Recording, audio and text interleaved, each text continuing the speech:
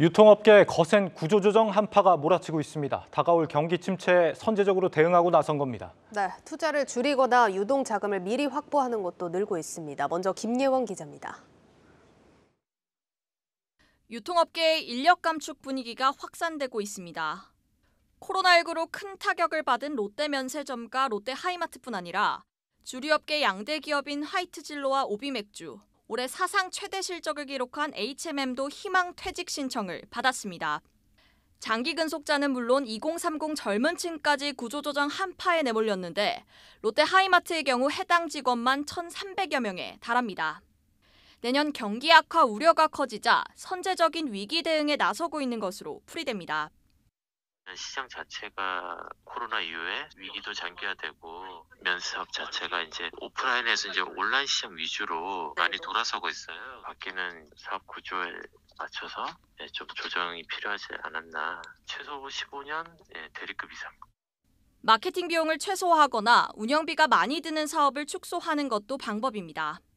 인지도를 높이기 위해 유명 연예인을 광고 모델로 기용하는 전략을 구사해온 명품 플랫폼들은 최근 잇따라 모델 계약을 종료했습니다. 그간 광고 선전에 많은 비용을 투입해 재무 부담이 악화됐기 때문입니다. SSG닷컴은 내년부터 충전권 새벽 배송 서비스를 중단합니다. 수요가 많은 수도권 지역을 중심으로 새벽 배송 사업을 재편하면서 운영비 부담을 줄이겠다는 전략입니다. 코로나 때는 비용을 들이더라도 더 큰 외형 성장을 조금 도모했다면 이제는 아무래도 그 경기가 위축되고 그러다 보니까 이제 수익성 개선 전략을 대형 PP센터 확대를 하려고 했던 계획들도 이제 고객들 주문량을 보면서 좀 점진적으로 확대하는 걸로 조금 방향을 들었습니다. 유동성 위기를 대비해 현금 확보에 나서는 기업도 늘었습니다. 호텔롯데는 보유 중이던 롯데 칠성음료 주식 전량을 매각해 379억 원가량을 마련했고 현대백화점그룹은 현대홈쇼핑이 보유한 현대렌탈케어 지분 일부를 매각하는 방안을 검토 중입니다. 한국경제TV 김예은입니다. 초긴축 모드에 돌입한 유통업계 상황 유호성 기자와 심층 분석합니다. 유 기자, 지금 고물가로 소비자들이 좀 지갑을 많이 닫고 있는 상황인데 지금 얼마나 안 좋습니까? 일단 좀 소비 심리를 한번 좀 같이 살펴보면 좋을 것 같습니다. 네. 올해 미국이 강도 높은 통화 긴축에 나서면서 달러화 초강세 현상이 나타났고 이게 원유나 곡물 등 경제 활동에 반드시 필요한 필수 원자재 값을 밀어 올리면서 물가가 연쇄적으로 오르는 고물가 현상이 나타났죠. 또 이런 고물가 현상을 잡기 위해서 우리 통화당국이 금리를 가파르게 또 올렸습니다. 네. 연초부터 시작된 이런 고물가, 고금리 기조가 벌써 1년 동안 지속되다 보니 이제는 소비가 줄어들고 있습니다. 실제 지표로도 이런 소비 회복세 둔화 양상이 뚜렷이 보이는데요. 올해 신용카드 매출액 증가율을 1년 전과 비교해보면 지난 8월 20.6% 올랐던 것이 매월 꾸준히 줄어서 지난달에는 4.4%까지 떨어졌습니다. 지난 8월 반짝 회복세를 보였던 소매 판매 활동 지표도 10월 마이너스 0.2%를 기록해 2달 연속 감소세를 보였고 11월 소비자 심리지수 역시 전월에 비해 줄었습니다. 소비 회복세 둔화 영향이 기업 실적에도 반영이 됐는데요. 네. 신세계의 11월 매출은 전년 동월 대비 1.3% 줄었는데 이는 9개월 만에 처음입니다. 지금 시장 전문가들 의견 들어보면 내년에 경기 침체가 온다라는 게 좀 일반적인 시각인데 유통 쪽이 훨씬 체감이 클 수 있겠네요. 네, 그러다 보니 유통기업들이 바라보는 내년도 경기는 더 어려운데요. 네. 대한상공회의소가 백화점과 대형마트 등 소매 유통업 300개사를 대상으로 내년도 유통산업 전망을 조사했는데요. 기업들은 내년 소매 시장이 올해 대비 1.8%만 성장할 것으로 내다봤습니다. 엔데믹에 따른 경기 회복 기대감이 있지만 고물가, 고금리 같은 부정적인 요인이 더 큰 하방 압력으로 작용할 것으로 전망한 건데요. 실제 내년 소비시장 전망을 묻는 질문에도 부정평가가 긍정평가보다 많았습니다. 경기 전망을 담은 또 다른 보고서에서는 내년을 넘어 2024년 2분기까지 이 경기 수축 국면이 이어질 것이란 조사 결과도 나왔습니다.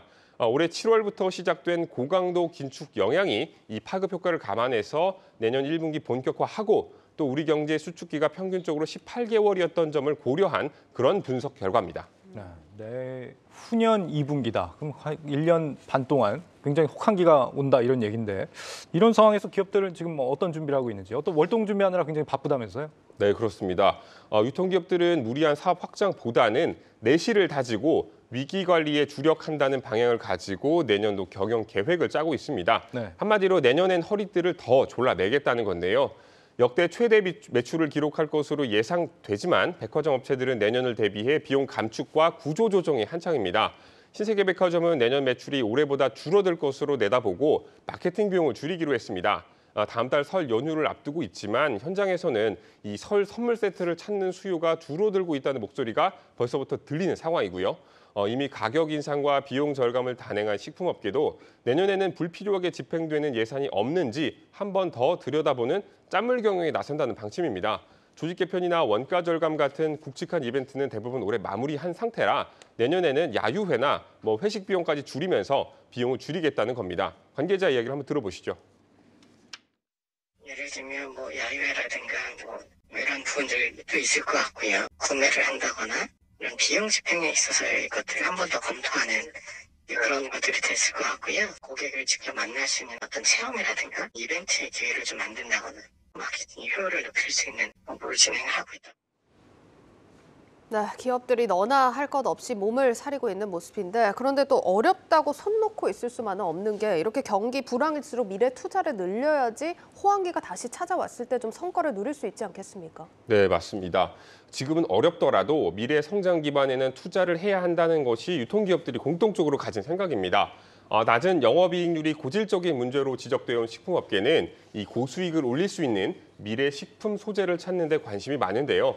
CJ제일제당은 최근 F&T 사업부를 신설하고 미래 식품 소재와 영양 솔루션, 대체 단백 사업 확장에 나섰습니다.